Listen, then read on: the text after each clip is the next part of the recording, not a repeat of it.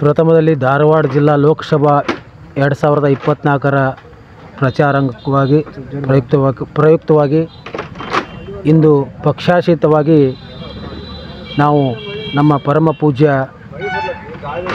ಫಕೀರ ದಿಂಗಾಲೇಶ್ವರ ಮಹಾಸ್ವಾಮಿಗಳವರ ಕರೆದಂಥ ಸಭೆಗೆ ನಮ್ಮ ಗುರುಗಳ ಆದೇಶದ ಮೇರೆಗೆ ನಾವು ಆಗಮಿಸಿದ ನಂತರ ಇಲ್ಲೆಲ್ಲ ಸಾಧಕ ಬಾಧಕಗಳ ವಿಚಾರಗಳು ನಮಗೆ ಮನದಟ್ಟಾದವು. ಆವಾಗ ನಮ್ಮ ಎಲ್ಲ ಸರ್ವ ಜನಾಂಗದ ಶಾಂತಿ ತೋಟ ಎಂಬುವ ಒಂದು ಸಂಕಲ್ಪದ ಒಂದು ಸಭೆ ಆಗಿತ್ತು.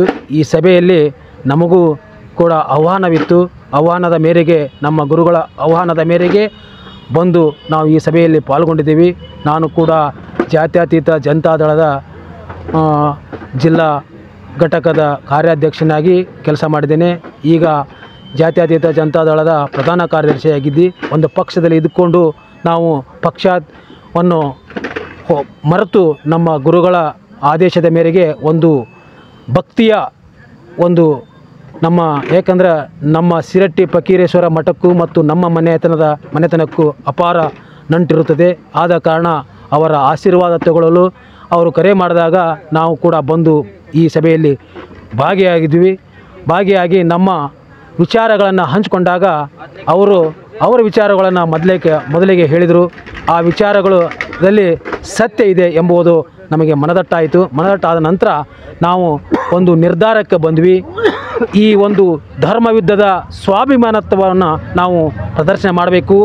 ಅದರಲ್ಲಿ ಕುಂದಗೋಳ ವಿಧಾನಸಭಾ ಮತಕ್ಷೇತ್ರದ ಒಬ್ಬ ಪ್ರತಿನಿಧಿಯಾಗಿ ನಾನು, ಅದೇ ರೀತಿಯಾಗಿ ಧಾರವಾಡ ಜಿಲ್ಲಾ ಲೋಕಸಭಾದಲ್ಲಿ ನಾನು 2009ರಲ್ಲಿ ನಾನು ಸ್ಪರ್ಧೆ ಮಾಡಿ ನಾನು ಸೋಲನ್ನು ಅನುಭವಿಸಿಕೊಂಡಿದ್ದೇನೆ.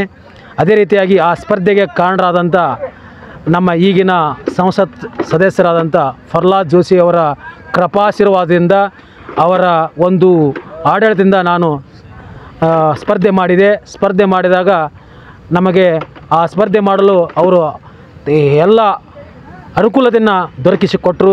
ಆವಾಗ ಸ್ಪರ್ಧೆ ಮಾಡಿದ್ವಿ. ಈ ರೀತಿ ಜನರನ್ನು ದಾರಿ ತಪ್ಪಿಸಿ ನಮಗೆ ಏನಪ್ಪ ಅಂದ್ರೆ ಆ ಗೆಲ್ಲುವ ತಂತ್ರಗಾರಿಕೆ ಅವರಲ್ಲಿ ಸಾಕಷ್ಟಿವೆ.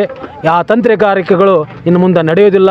ಯಾಕೆಂದರೆ ಆ ತಂತ್ರಗಾರಿಕೆಗೆ ಒಬ್ಬ ನಮ್ಮ ದಿಂಗಾಲೇಶ್ವರ ಮಹಾಸ್ವಾಮಿಗಳು ಹುಟ್ಟುಕೊಂಡಿದ್ದಾರೆ. ಇನ್ನು ಇದು ಒಂದು ಕವಲುದಾರಿಯಾಗಿ ಪರಿಣಮಿಸ್ತದೆ. ದಿಂಗಾಲೇಶ್ವರ ಸ್ವಾಮಿಗಳು ಜಯ ಗ್ಯಾರಂಟಿ ಆಗುವ ಸನಿಹಕ ಇದೆ. ಆದ ಕಾರಣ ನಾವೆಲ್ಲರೂ ಅವರಿಗೆ ನಾವು ಬೆಂಬಲವನ್ನು ಸೂಚಿಸಿದ್ದೇವೆ.